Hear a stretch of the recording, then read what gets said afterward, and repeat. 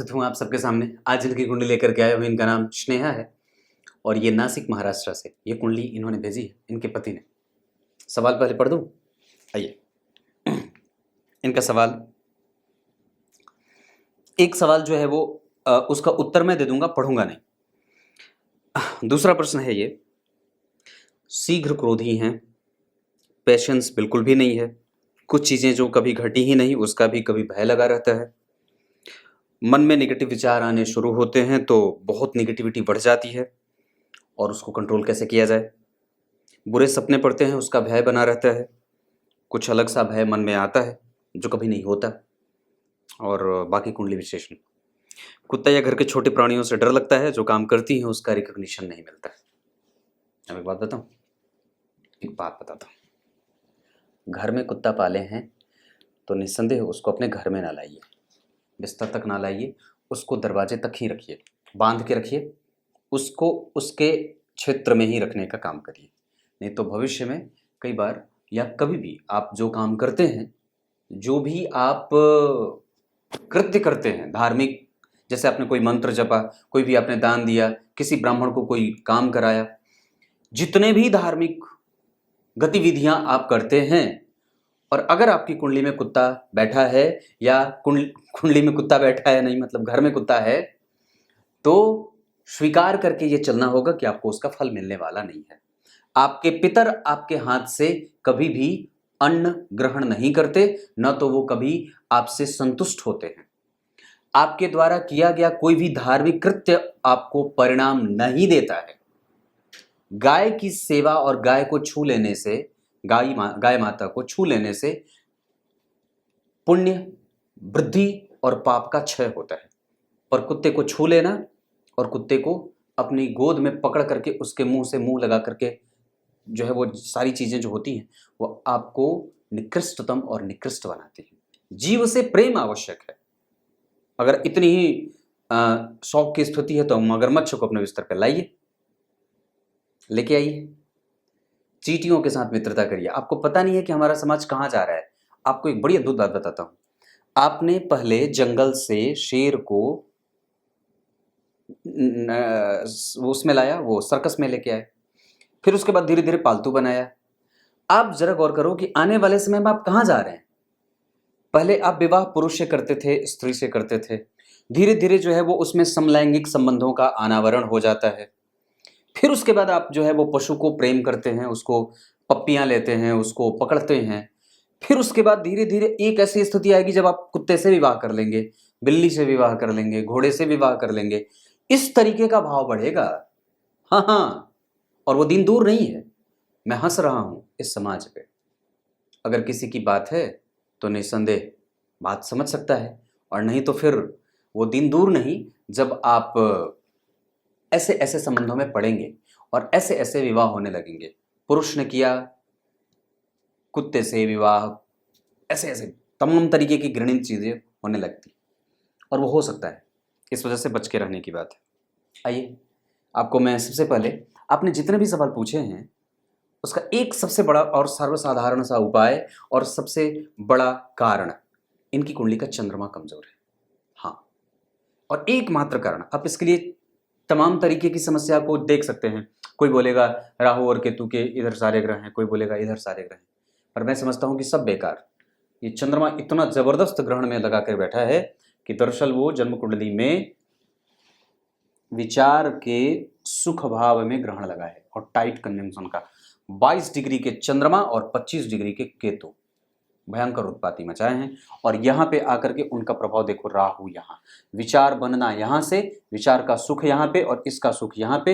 ये स्वभाव का भाव है। इस स्वभाव भाव से चतुर्थस्थ स्वभाव का जो सुख है उसको ग्रहण लगा। मतलब व्यक्ति का जो होता ना, जैसे कि उसका बिहेवियर कैसा है, तो उसका वो दुख दंश झेल रहा है।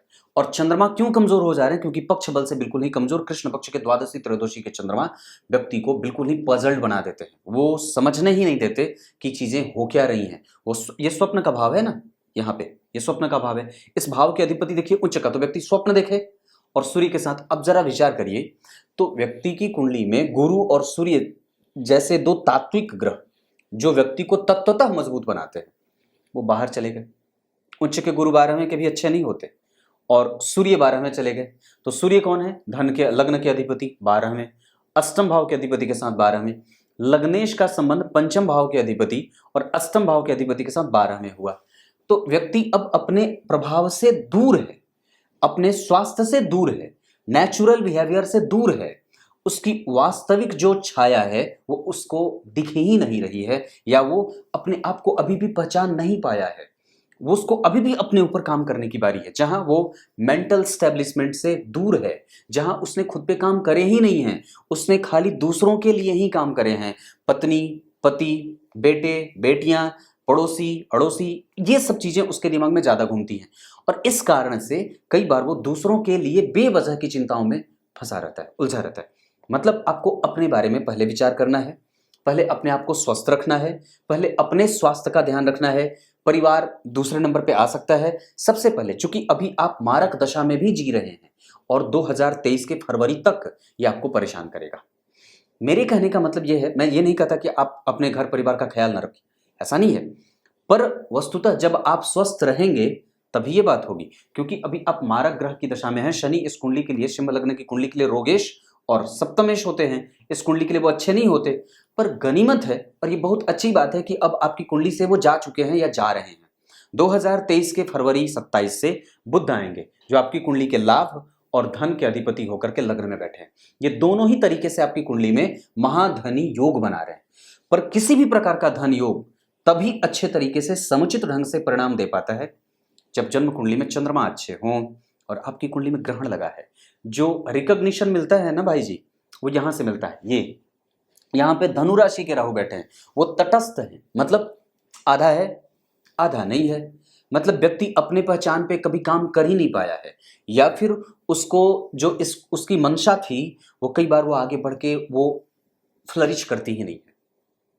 मतलब वो कहीं ना कहीं डिस्क्लोज होती ही नहीं है, वो बिल्कुल ही बंद दरवाजे की तरह है, जहां उसकी प्रतिभा कई बार कुंठित या दमित होकर के रह जाती है। हमें इस बात को समझने की आवश्यकता है, क्योंकि आपको अंक कम मिले, और ऐसा भी नहीं कि आपके पास ज्ञान नहीं था, ज्ञान भी उच्च का है, पर वो विदेश भाव में बैठा है।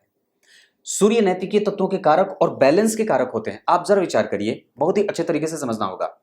जब आप स्वप्न में होते हैं तो क्या होता है, आप अवचेतन मन की तरफ होते हैं, मतलब आपकी चेतना जो आपको बिल्कुल भी अचेत कर देती है, जहां आप बिल्कुल भी पता नहीं चलता। आप स्वप्न को जरा जब परिभाषित करें तो क्या चीज सामने से आती है? स्वप्न की परिभाषा क्या है? अष्टम भाव स्वप्न का भाव होता है। स्वप्न जो है वो क्या है, आपको न तो मृत्यु का डर देता है, न तो भूख, न तो प्यास, न तो गर्मी, न तो ठंडक, न तो सर्प का भय, और न ही मृत्यु का भय। कुछ भी तो नहीं होता ना। और जब कुछ भी नहीं होता है, और जब आप नींद से जागते हैं और जब स्वप्न में ही जी रहे होते हैं, तो अपने आप को राजा बना लिया, अपने आप को अमरूद के पेड़ पे बिठा दिया, और कभी कभी पीपल के वृक्ष पे बंसुरी बजा रहे हैं, कभी जो है वो समुद्र में नहा रहे हैं, कभी समुद्र में गोता लगा रहे हैं, कभी उसी छोरे से पानी में डर के भयंकर जाग गए। मतलब क्या है?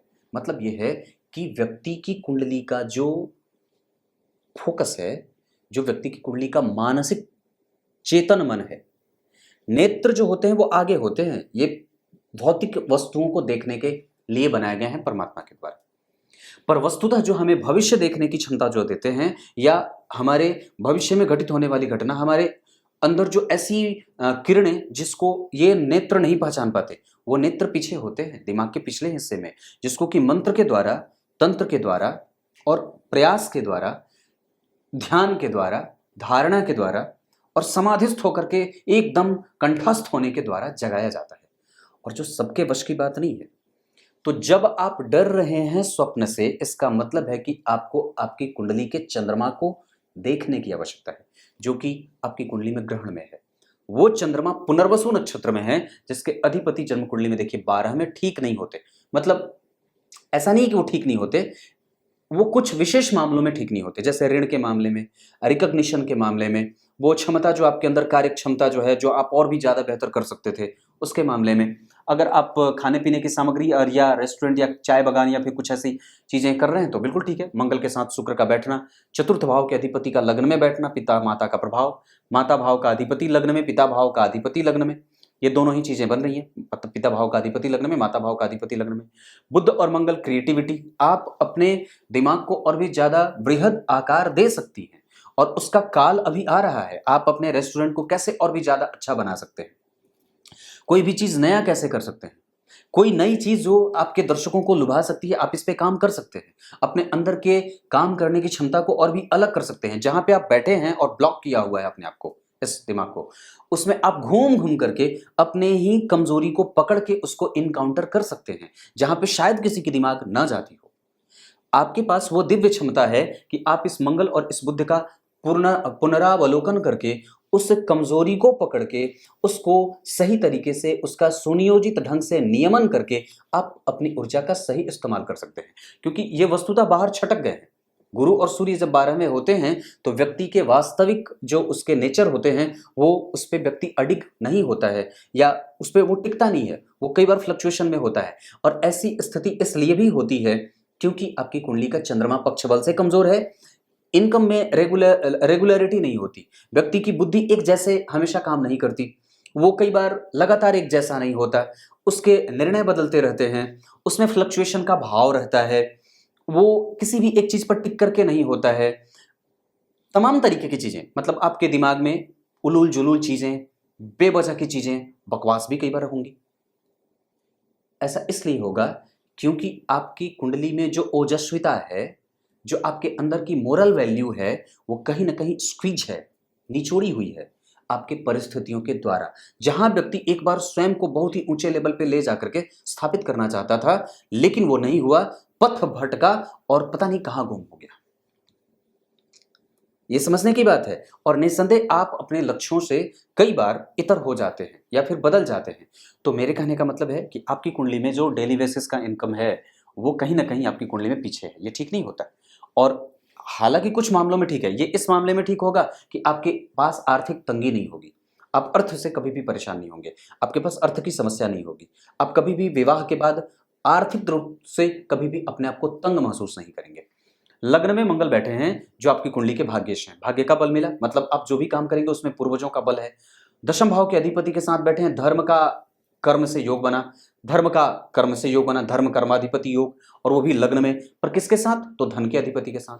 तो यहां था मैं कि भाग्य के अधिपति, दशम के अधिपति और धन के अधिपति का एक साथ संबंध जब लग्न में होगा तो यहां पे व्यक्ति प्रेमी होगा, प्रेम को समझने वाला होगा, और साथ ही साथ कोमल स्वभाव का रखने वाला, और तुरंत ही पैम्पर, मतलब तुरंत ही हाइप करने वाला होगा, क्योंकि लग्न में मंगल का असर होगा।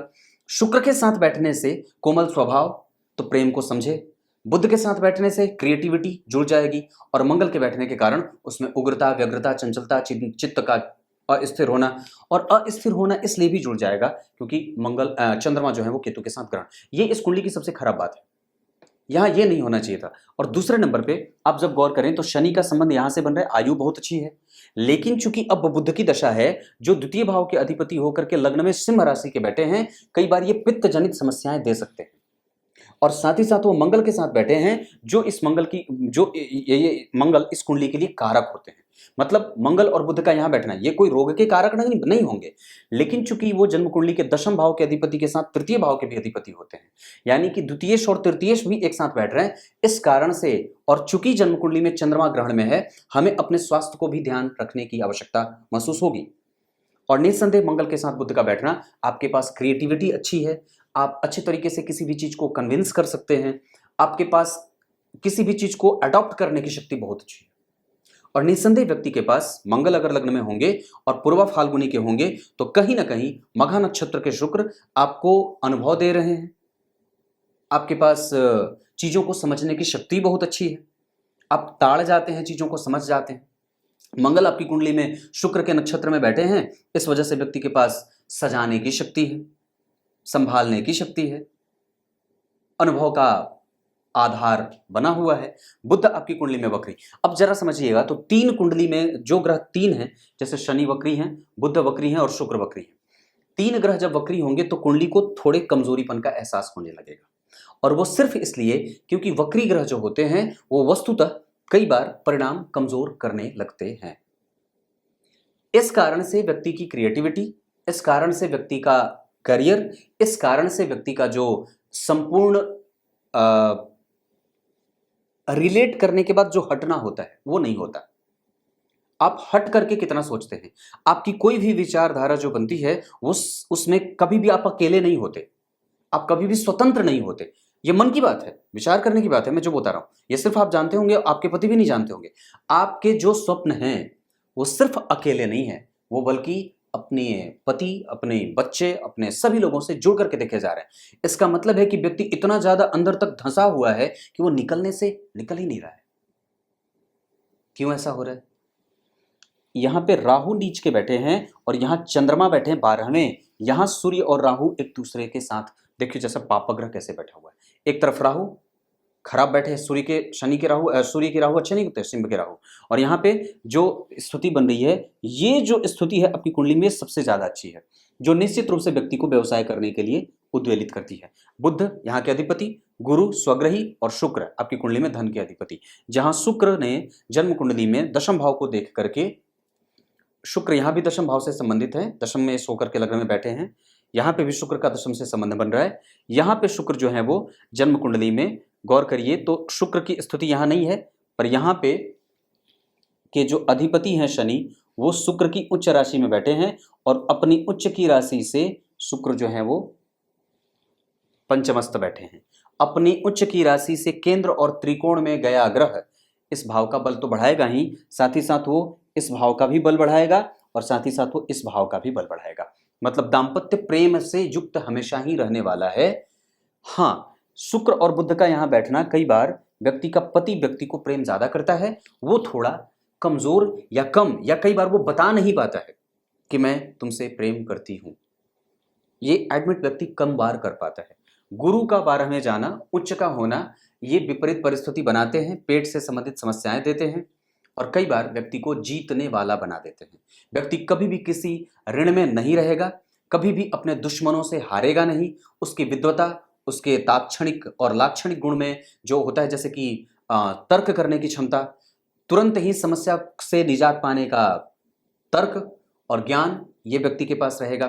पर फिर भी व्यक्ति को बहुत ज्यादा अभी उलझा हुआ है, इनको उससे बाहर निकलने की आवश्यकता है। जीवन में बहुत अंदर तक उलझा हुआ है व्यक्ति, अपने बारे में कभी विचार ही नहीं कर पाता है। वो हमेशा ही परिवार को ही, शरीर को ही आत्मा मान बैठा है।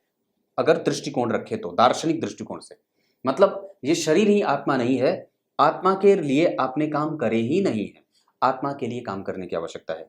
अपने आप को स्वतंत्र, अलग और बिल्कुल ही एक ऐसे बिंदु के रूप में अपने आप को स्थापित करने की बारी है जहां सिर्फ और सिर्फ आप हैं। यहां आप हैं पर आपके साथ और भी अन्य लोग जुड़े हैं, तो जब तक आप अकेले नहीं होंगे तब तक काम बिगड़ेगी।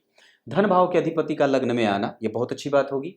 शुक्र और बुध का लग्न में बैठना ये व्यक्ति को सुंदर, साम्रांत, श्रेष्ठ, धनी मानी और बड़ा ही कुलीन बना देता है।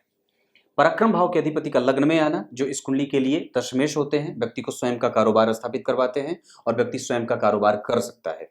चतुर्थ भाव के अधिपति का लग्न में आना, मंगल का वापस देखना, भवन, भूमि, वाहन आदि का सुख मंगल की दशा में, मंगल में बुध आए, मंगल में बुध आए, बुध में मंगल आए, तो इस ये प्रयास किया जा सकता है।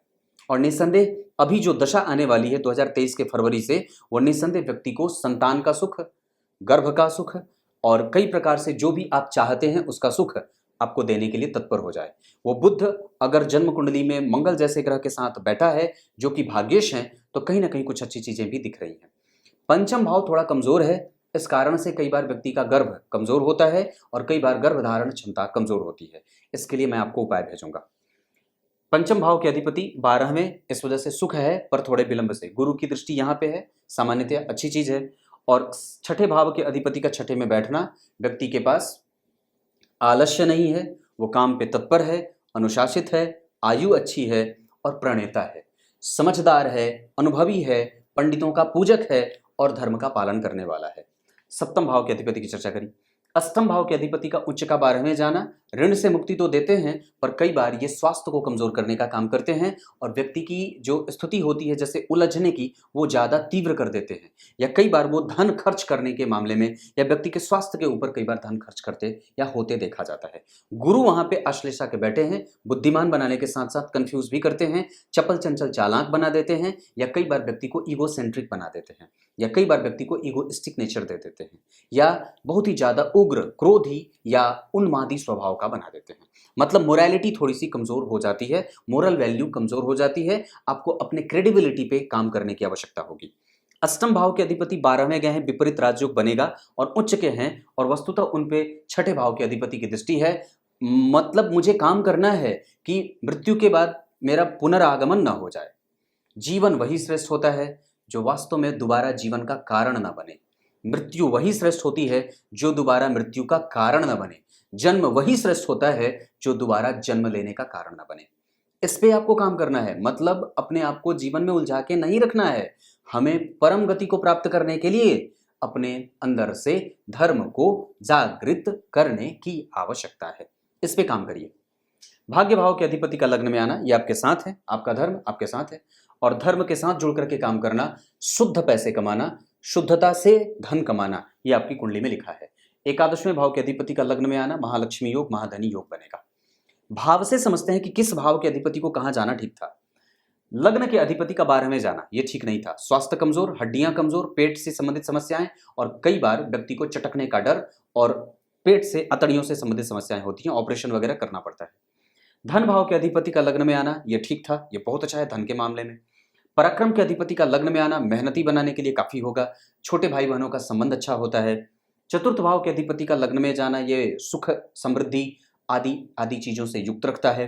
पंचम भाव के अधिपति का 12वें जाना, अंक कम, पढ़ाई कमजोर, या कई बार व्यक्ति पथ भ्रष्ट या पथ से हट जाता है, जो करने चलता है वो नहीं कर पाता, रिकॉग्निशन कम मिलती है, कमजोर मिलती है, इस वजह से मंत्र की आवश्यकता होगी, वो मैं दूंगा। छठे भाव के अधिपति का यहाँ बैठना, भाव के अधिपति भाव में बैठे हैं, छठा भाव बलवान है। आपको प्रतियोगिता, आपके जीवन में जो निकृष्ट लोग हैं उन लोगों के साथ आपका कभी नुकसान नहीं, और कभी भी आप किसी से डरेंगे नहीं, यह आपकी सबसे बड़ी अच्छी बात है। सप्तम भाव के अधिपति का पीछे जाना, दाम्पत्य में धन की समस्या नहीं, पर यह व्यय में है, इस वजह से उसका सुख मिल जाता है। अपने मन के हिसाब से व्यक्ति पति का चयन कर लेता है। अष्टम भाव के अधिपति के 12वें जाने से यह प्रभाव व्यक्ति को कई बार धार्मिक बनाने के लिए, और जब व्यक्ति धर्म में जुड़ जाता है तो फिर किसी की भी नहीं सुनता।